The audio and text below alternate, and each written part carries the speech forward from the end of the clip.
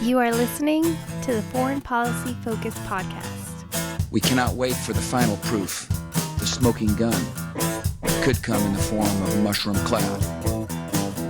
Haven't you driven enough people from their homes over and bulldozed their villages, seized their property under laws they had no part in making? Now working in Libya with friends and allies, we've demonstrated what collective action can achieve in the 21st century. Now the host of the show, Kyle Inslee. This is episode 479 of the Foreign Policy Focus podcast. On today's show, I'm covering the death of a U.S. sailor who contracted coronavirus on the USS Theodore Roosevelt. I'm going to talk about the very dangerous game the U.S. is playing with China. And I have updates on what's going on in Iraq, where the U.S. has now deployed Patriot missile system. All right, everybody, I need you to share the show. You do that online at the Libertarian Institute, where I am the news editor and write the daily news roundup. Both the show and the roundup can be found on the homepage libertarianinstitute.org. Make sure you subscribe to the show somewhere so you don't miss an episode. 3 shows a week, Monday, Wednesday, Friday, updating current events going on with the U.S. empire and foreign policy. Last, if you really want to help out the show, do me a huge favor. You go on over to patreon.com/foreignpolicyfocus and you can donate to the show there. First up on today's show, I want to update what's happened to Willie Nash. Talked about him on the show probably a couple months ago, and you'll, if not remember the name, definitely remember this story where Mr. Nash is arrested. He's booked by police, put in a holding or jail cell. And apparently the police, in their incompetence, didn't take his cell phone off of him. So, you know, he's sitting there, got a cell phone, texting people, probably, I don't know, maybe not sending selfies from the jail cell, but playing a game, trying to make the time go by or something like that. Battery dies. He asked one of the jailers to charge a cell phone. Not only do they, confiscate the cell phone, which it should have been obvious to him that's what they were going to do. Of course, if he made it with the cell phone through booking, maybe he thought, hey, I don't know what the Supreme Court is doing, but maybe they rule that you can't take a cell phone away from somebody. Either way, he gets through with the cell phone, asks the jailer to charge his cell phone, which should be obvious that, if that's what he did, and it's not like, they found it with him trying to smuggle it in one of his orifices or something like that. He wasn't intending to commit a crime. But anyways, they charge him with a felony for it, and he gets 12 years. So, as stupid as it is that this guy ever gets a conviction at all for this, you would think that, when the rational judges of the Mississippi Supreme Court get a chance, to look at this case from top to bottom, realize that the booking procedures weren't done appropriately. Mr. Nash wasn't attempting to smuggle the cell phone, but rather, just had it with him and asked the jailer to charge it, and would throw this garbage out. But this is America, where the justice system is a fiction, and so rather that 12-year conviction was upheld. The other thing I want to just say about this case is because it's such a clear example of injustice, and this is a guy that, at least for this, definitely doesn't need to be in prison, especially when we're dealing with the coronavirus outbreak right now. Prison overcrowding gonna make it more difficult to manage the large prison population, so that would be a reason you want him out of jail. Also, you put him in jail and then catches coronavirus there after you don't provide him with enough, medical care and supplies to appropriately protect yourself like me and you can outside of jail, or at least have, the option and the right to. You're essentially giving this man a death sentence, or, a potential one. And so I think this is just something we need to keep talking about and highlighting. One decent thing that's happened because of this coronavirus is that around the world, a lot of people have gotten out of jail. And now, in some places like Iran, they've called it a medical furlough. And I believe the Turkish prisoners who are being let out are also only being allowed out on a temporary basis. But my guess is it's not going to be worth it to go around and round all these people up, especially if they had short sentence. So they have less than a year on their sentence. They're probably just going to let them, stay out, assuming this thing dies down over the summer. But if it does go for 18 months, I would assume they would be out at least that entire time. And in the U.S., we've seen, again, some people released early and stuff like that. I think Kentucky, one state where you could say a lot of bad things about that governor is doing, and that's going to be a huge topic on my next show. But one thing he did well was release 1,000 nonviolent prisoners. And so I think that not only right now should be something we're pushing for, but as the coronavirus dies down, it has to be a thing that we continue to talk about. We have to get nonviolent people out of jail.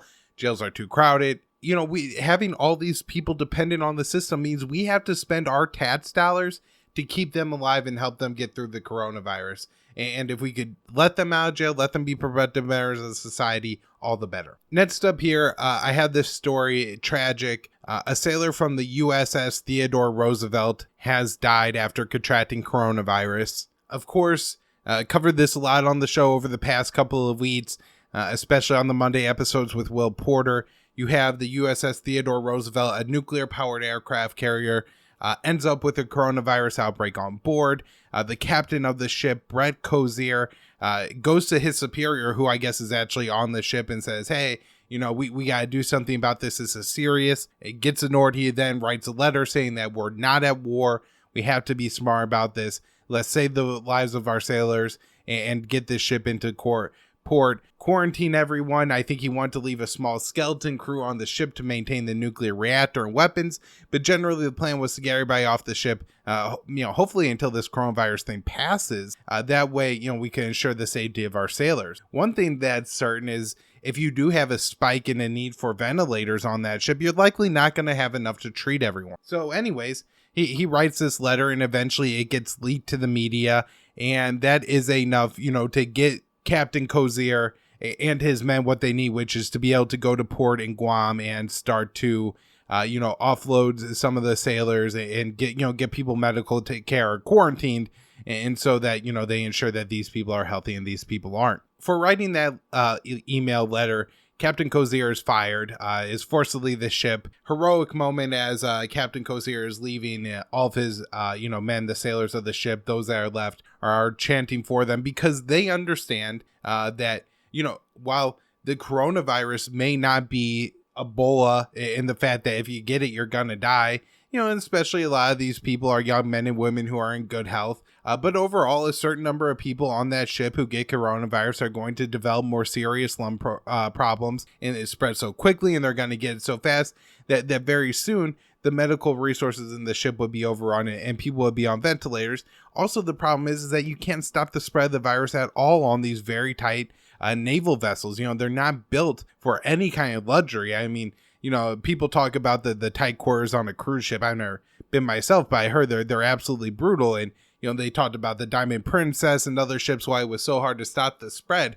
I mean, these guys are bunt seats to a room. So, if it's hard on a cruise ship, it's absolutely impossible on an aircraft carrier, especially when you have something like a nuclear reactor and other things that need to continue to happen on the ship to make sure that, it stays afloat and everybody is safe for other reasons. The former acting secretary of the U.S. Navy went to the ship, this is Modley, to the ship and bashed Cozier and was mocked and then fired. But, with the death of this sailor, I think it's fairly clear now that Captain Cozier was trying to do the best he could for his sailors and that he was making objectively the right call here. As I've talked about on the show, especially last time with Will, we really highlighted the reason this story is so important is because it shows the discrepancy of what the government and the Pentagon and the leaders of this country pretend to be and what they actually are. And also the difference between those people, the leaders of this country, and the, fiction lenses that they view this world through versus the people who actually under the situation on the ground, like Captain Cozier. And so, you have these people who pretend all about the sailor and we're going to do the best in for our men and women in uniform. And, we would do everything to protect. Certainly, if there was any risk of, one of these people being killed in Iraq by an Iranian, I mean, you would have people in the Trump administration talking about preemptive warfare against Iran to save the lives of those soldiers. And yet here they're willing to sacrifice a whole ship of them because Modley thinks that China is going to apparently launch a preemptive attack on U.S. aircraft carriers, as stupid and absurd as that is. And so that, pretending so much that they care about the soldiers in one place and not here at all, really just, exposes that all these people in leadership, Pompeo, Esper, Modley, Trump, top down, the generals, it's for them about keeping the system going. I'm sure for one particular general or one particular person, maybe it's being on a board of, or having the possibility of the future of being on the board like a company of Lockheed Martin and getting a massive salary every year with great benefits. Maybe if you're a little bit lower ranking, you think, hey, I gotta, believe and say the things that my commander's believing, and it kind of just works on down the line. Or, some of these people are just ideological nut jobs who really, feel threatened all the time by everyone, and they're paranoid. And somehow we let the paranoids in charge of the most massive military in world history. And I don't know, I think that's just something that we should continue to highlight as the anti-war, the non-interventionists among us, that this is a clear story that shows that the leaders really don't care about their troops, and they only invoke the death and the blood of soldiers when it's convenient. Now, the other part of this, Captain Cozier realizing that we're not at war with China, and Modley and the establishment types not realizing that, it's something I want to talk about, just because we again have, during this time where it's first of all clear that warfare or tensions with other countries probably aren't profitable at this time. The freer and opener markets are, the easier it's going to be for resources to get where they're most needed. We've seen in the United States as we've imported some different kind of mask, test, or respirators and other kinds of goods to help fight the coronavirus from China. Hell, we've even imported them from Russian companies that were technically under U.S. sanction. So, that is obviously the best course. So sailing a warship through the Taiwan Strait right now is, going the opposite of that direction. But on top of that, as we just talked about with the, USS Theodore Roosevelt, it's very clear that it's very easy to have these outbreaks aboard these ships. And so you should want to limit naval operations as much as possible. Have as many of these ships in port as possible, have as many of the crew off the ship as possible. I get it if you need skeleton crews and stuff like that to keep in maintenance on the ships, but there is a way to reduce the likelihood of having corona outbreaks on these ships, which, as we've seen, will now be deadly for the sailor. Again, it'll be interesting to see, let's say by the end of this year, or even the end of June or July, if we could compare for 2020 and what was deadlier for U.S. troops, if it was the Taliban, the Iranians, ISIS, the Syrian rebels, Assad or Putin. Coronavirus may be the biggest killer, and yet, again, all the preemptive measures will make sure so an Iranian never harms the hair of an American soldiers, and yet, they're unwilling to do it pretty much anything to save the lives of a sailor from coronavirus if they think, we need to run around in naval operations against China for some unbelievable reason at this time. I also saw today somebody from the State Department tweeted out that they have all the, I think, B-52 bombers or B-1B bombers lined up in Guam ready to go. Now, who knows if this is a threat to Russia, China, or North Korea, but, it's meant to be a threat. And again, just, look at what we're dedicating resources to at this time. It should make sense to take pretty much all these national security resources and reorient them to fighting the coronavirus, because if, the point of national security is secure the safety of Americans, and, I don't really believe that there should be a massive federal government response to the coronavirus. But if there's a massive federal government response to anything right now, especially when you're looking at just allocating resources that the federal government already has, that's for the coronavirus. Now, of course, I go on this big long rant about cooperation between the U.S. and China. And then, the last story I have on China for today's show is this one saying the U.S. gave $3.7 million, I guess, to some kind of research project at Wuhan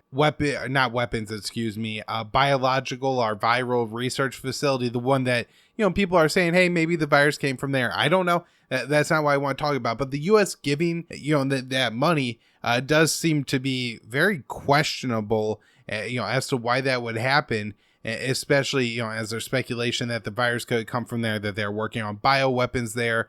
If the U.S. is so concerned about our safety from China, why would we be funding this to any extent whatsoever? Russia put out a statement that I thought was pretty notable and interesting, and maybe gives me a little hope for optimism. They're looking to have arms negotiations with the U.S. around hypersonic missiles and other, arms issues. It would be huge if this ends up happening. I don't know if these hypersonic missiles with, with the current shapes and everything. There's a pretty interesting article by Andrew Cockburn saying that, they're really not going to get where they need on these kind of weapons. And just like the physics involved is really just not there yet. But it's going to cost us, us average people, us taxpayers in both the U.S. and Russia, a hell of a lot of money for them to flush away and throw away on these hypersonic projects. And so if we could get some kind of negotiation with Russia and agree that nobody's working on them, I see it as a huge money saver. But also if this could be somehow rolled in to the New START treaty negotiations. I've talked about the New START treaty quite a bit on the show. Last remaining nuclear arms agreement between the U.S. and Russia that caps the number of nuclear weapons each country has.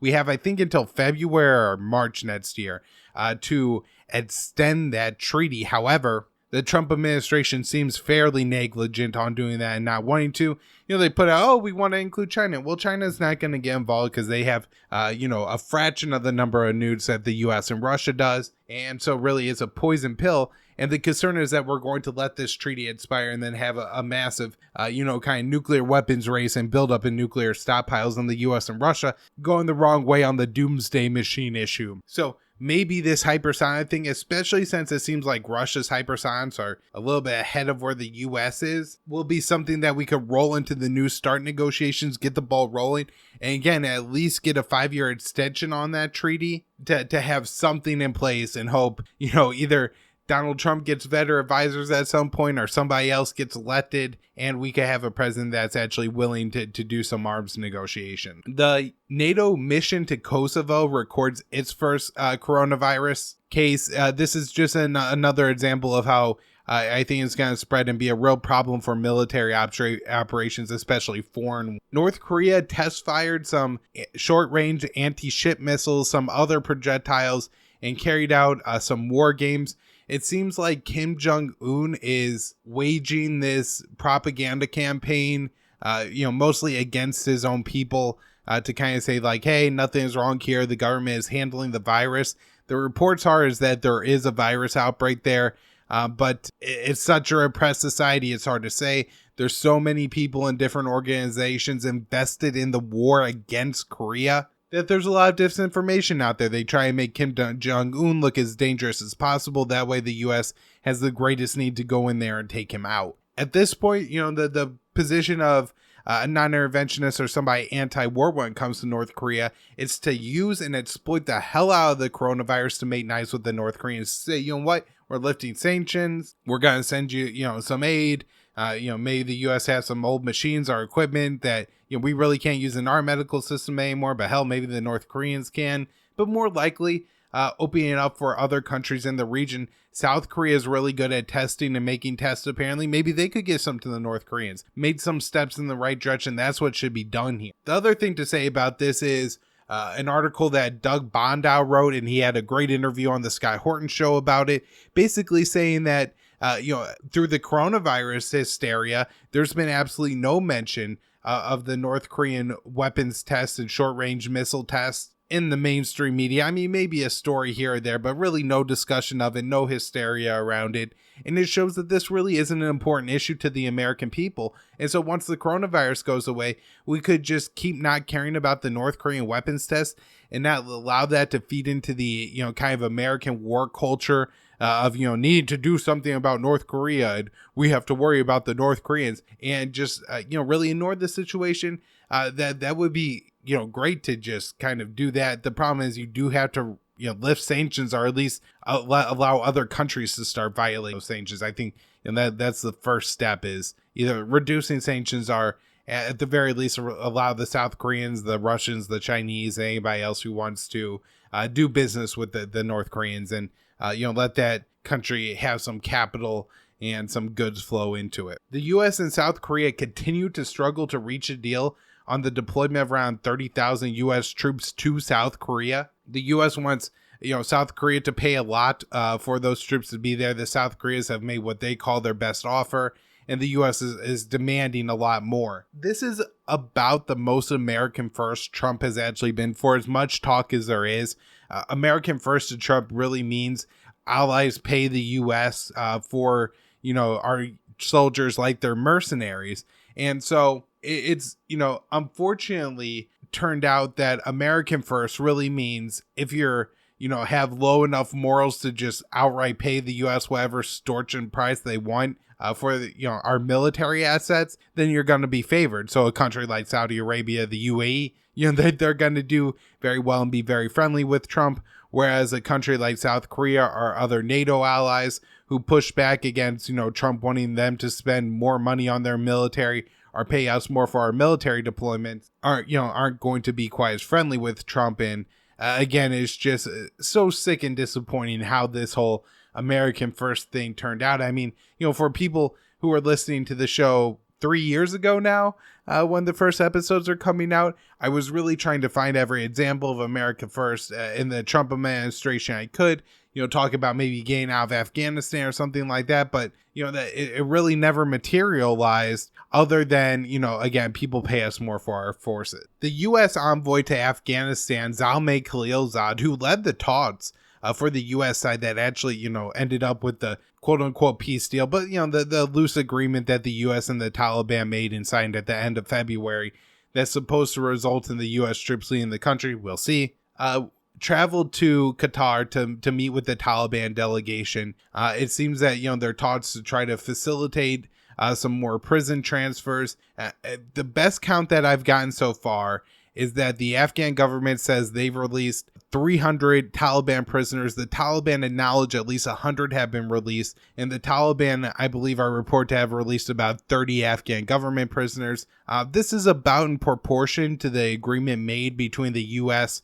and the Taliban in that deal. Now, the Afghan government wasn't a party to it and has been very resistant to this prisoner release. Nonetheless, I think the U.S. has been able to exert some pressure to get the Afghan government to release some Taliban soldiers. Now, hopefully, this is getting the ball rolling on negotiations between the Taliban and the Afghan government. Next story is maybe a little bit of a bright spot. Luxembourg, that small European state, has unfrozen 1.6 billion in assets owned by the Iranian government. Hopefully the government is able to use this money to facilitate some kind of medical buys that it seems like they desperately need at this point. Although I did just catch on Twitter, I haven't done a whole lot of looking into it, but it does seem like some of the anti-Iran think tanks are working out a way to try to blot this from happening. One of the places that I've really highlighted in my coverage of the coronavirus that, concern for an outbreak is Gaza. So far, it seems, I don't want to say so good, but not catastrophic, as only a small number of people in Gaza have tested positive. A larger number of people, a few hundred, have been quarantined. However, a major problem is they don't have a lot of test kit. The test kits that the Palestinians are using have 100 tests in them. So, one test kit isn't one person you could test. But apparently they were only able to receive 5 more.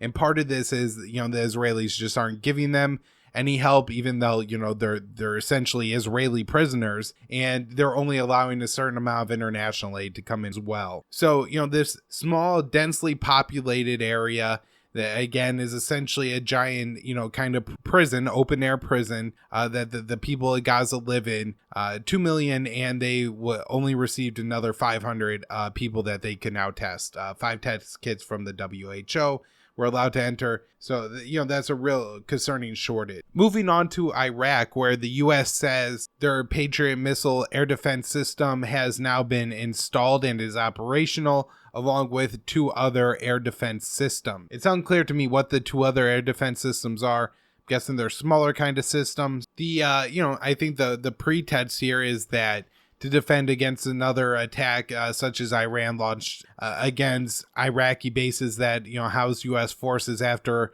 the U.S. assassinated Soleimani, where 150 or so U.S. soldiers received some kind of concussion, traumatic brain injury from the shots caused by the Iranian missiles that hit. Of course, the solution to all this is Iran's missiles can't get to the U.S. Hell, they, really can't get out of the Middle East. So what we could do is we could leave Iraq, Afghanistan, and Syria, and then, just not have a problem with the Iranians at all. We don't have to deploy the Patriot missiles over there because we don't have a problem with those guys. The U.S. placed a $10 million reward for information on a Hezbollah commander they say is operating and finishing up some of Soleimani's old duties in Iraq. This is something that I've seen from the Trump administration, where Trump kind of finds a foreign policy move that he likes and then he repeats it over and over again. So they just did this to Maduro. Now they're doing it to this Hezbollah commander. I'm wondering if we're going to see a lot of stories about Trump putting bounties on quite a few people coming up. The World Food Program announced they're cutting the amount of aid they're giving to the people in northern Yemen because of budget shortages. This is a country that's just been plagued by war, as I've talked about again and again. I recently did an episode with my friend Joanne Leone on the 5-year anniversary of that war. I'll link to that in the show notes page if anybody wants to check out why the situation in Yemen is so desperate. But trust me, it's about the most desperate situation that anybody's in any other place, maybe other than Gaza or South Sudan or some small areas of Somalia. But this area of Yemen has about 80% of the country's 24.56 million people that live in it. So this is a massive population. They need food. Right now they're dealing with the rainy season. So I was just looking this morning, the streets in the capital city, Sana'a, are completely flooded, and cutting this aid could be absolutely catastrophic. Now, this is another situation like in Gaza, where Yemen's blockaded. And so there is a duty on behalf of the United States and Saudi Arabia. If you're going to imprison people, if you're not going to allow them to grow their own food and import their own food and allow them to operate their hospitals without being bombed or their water treatment facilities without being bombed, you then have to provide those goods. And the U.S. is definitely involved in that. All right, a couple of things going on in Libya. It looks like the Government and National Accord, and this is the government that's based in Tripoli, is nominally backed by the UN and the US, was able to seize a little bit of territory along the Libyan coast from the Libyan National Army, and that's headed by General Khalifa Haftar, and backed by several states: Egypt, the UAE, Saudi Arabia, and Russia, just to name a few. I'm not sure if this is a real blow to Haftar's forces, if this is a mix-up or has something to do with the ceasefire they're trying to broker there. But it's been a while since his forces have really lost territory to the Government of National Accord. Of course, the GNA is also backed by Turkey, and that's been a country that's not only been facilitating weapon transfers to Libya, but has also been paying some of the Syrian rebels who have fled into Turkey a pretty good price to go over and fight for the GNA. Also in Libya, you had an armed group that it seems to me is not directly at least facilitated with either the LNA or the GNA, seize a key water facility outside of the capital of Tripoli, shut off the water, and say that until our family members are released, we're not going to turn the water back on. So again, as the people of Libya, like everywhere else in the world, concerned about the coronavirus, have this ongoing civil war, a country that was absolutely destroyed by Barack Obama, Hillary Clinton, Joe Biden, and others, continues to suffer the consequences of that conflict. All right, last up today, in the Congo, I've been talking about the Ebola outbreak going on there pretty much since it got going in 2018, and overall 2,200 people have died. I've talked a lot about on the show how there's really been no international response to this Ebola outbreak as far as media attention. You don't have the U.S. sending troops like we did when we had the West African Ebola outbreak. Now, this has killed some less people, but nonetheless is in a very dangerous conflict zone. The different Ebola treatment facilities have been taken over and raided at various points, causing the spread of violence, the patients flee and stuff like that. But for the past 6 weeks, there actually hadn't been a recorded case of Ebola in the Congo. But that broke, I believe, Sunday with the first recorded case and death. And then Monday that there was another one. So let's really hope for the people of the Congo that they only have to deal with the coronavirus in the coming months and could finally, kick the Ebola, virus going around there once and for all. But it's an extremely dangerous virus. And, it's just in an area of the world with a lot of people who live in poverty. There's a lot of conflict. The government was carrying out some pretty heavy operations against a militant group that I didn't like. That militant group was responding by attacking civilians. And so it's a terrible situation. All right, everybody, that's the show for today. Like I said, I will have a great show I'm very excited about on Friday, talking a lot about, what's going on for all of us and how our rights are being trampled by the government's reaction to the coronavirus. So make sure you don't miss that and subscribe to the show somewhere. While you do that, leave the show a rating and review. That, does help, other people do check it. And if your show doesn't have like a 5-star or 4-star rating, then, people will skip over it. So make sure you do that and leave me a rating and review. That way, people will see, hey, the show's a good quality and we'll check it out. You can donate to the show over at patreon.com/foreignpolicyfocus, libertarianinstitute.org for all my work. You follow me on Twitter at KYAAALE.